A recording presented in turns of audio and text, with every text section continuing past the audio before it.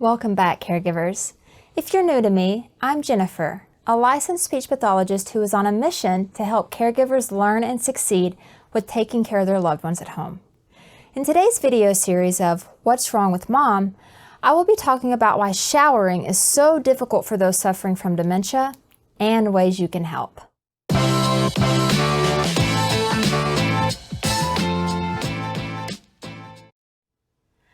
So, strangely enough, I want to start this video by talking about the hippocampus. The hippocampus is the part of our brain where we store memories. We have two of them, and they are linked together across the midline of the brain. And they're shaped more or less like a seahorse, which is where they got its name. The hippocampus is part of our limbic system, so it's really deep down in our brain, and it is hardwired to our thinking system. Now, what in the world does our memory have to do with showering? Well, a lot actually, because there is a bunch of stuff that is directly tied to our memory. And one of the things that our hippocampus is responsible for is helping us keep track with the passing of time. So it allows us to know how much time has passed, and it keeps us aware of how long ago we did certain things like sleep, eat, go to the bathroom, and bathe. So for this video, let's pretend that I am your loved one with dementia. When I don't want to take a shower, it might be because I think I just took a shower. And it's silly for me to take another one if I just took one an hour ago, right? So when there is damage to the hippocampal area, I have a hard time determining whether the shower that I thought I took was this morning or just a routine of showers that I've taken every morning for most of my life. Another thing the hippocampal area does is it helps us learn and remember. So it helps us to tell the things that we like or that we dislike, and it allows us to reaccess that information or that memory when we need it or even when we experience something similar. And because the hippocampus is part of our limbic system, it is closely tied to our behavior and our emotional response. So if I recently took a shower or bath that was uncomfortable, either because I got too cold or the water pressure was too hard, or maybe I'm afraid that I might fall, even if I don't remember when I last took a shower, I will remember that I hate them.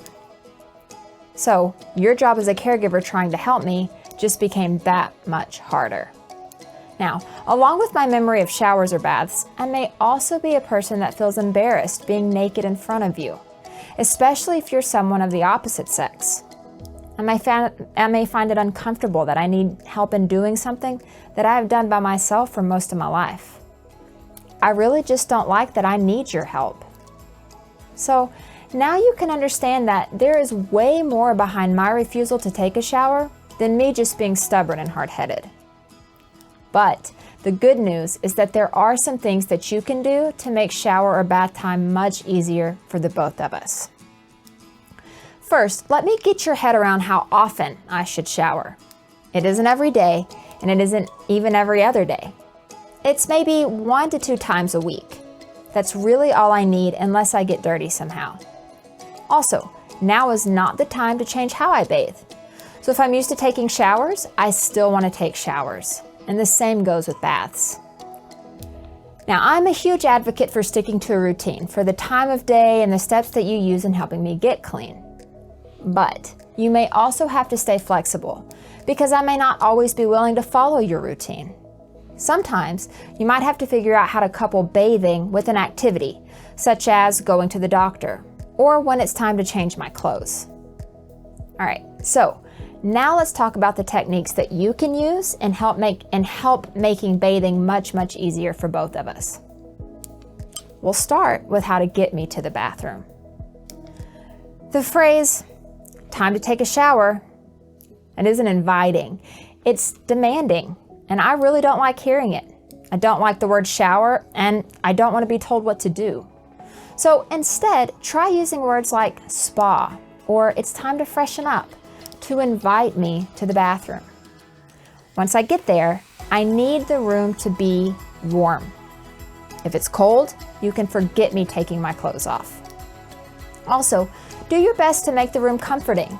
So you can try battery-operated candles and soothing music, essential oils, really anything that makes me want to be there. And after I undress, wrap a towel around my shoulders to keep me warm and provide some privacy. Now, because I know that bathrooms can be wet and slippery, I'm also afraid that I might fall. So be sure to equip the bathroom with non-skid mats and grab bars, and even a shower bench to make sure that I stay safe. So now it's time to bathe. Installing a handheld shower head will make my shower time much easier because you can move it around and you can keep it closer to my body. And when deciding on the water pressure, try to keep it as soft as possible because any high pressure can sting my skin. And now that I'm finally in the shower, be efficient. Like, try using a shampoo and conditioner combo so that I only have to wash and rinse my hair one time.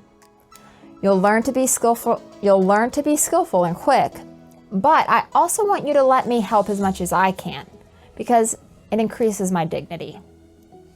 While you are helping me, keep interacting with me. This is really important because you want me to stay distracted.